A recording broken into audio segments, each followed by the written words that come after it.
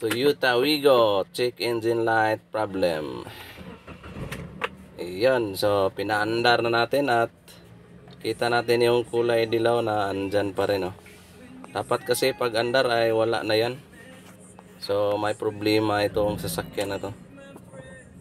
So hindi naman delayed yung acceleration, responsive naman yung engine. So rev natin, yun. So kita natin na malakas naman talaga yung engine. So ito yung titirahin natin ngayon. So siyempre wala na tayong paligoy-ligoy pa, kung ano yung hinala natin ay doon talaga tayo. So ito yung oxygen sensor, bank 1, bank 2. So lilinisin lang natin to.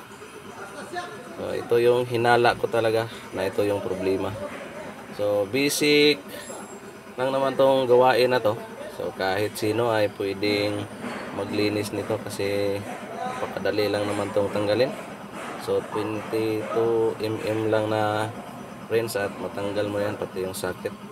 So ito na, pass forward. After nating naikabit yung dalawang oxygen sensor, yung bank 1, bank 2, dito na tayo mga master. Start. Ayun. Huwag tang.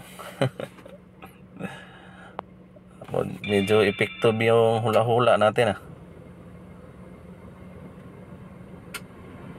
So alright, so patakbuhin muna natin to kung hindi na ba siya babalik at makabayad na yung may-ari.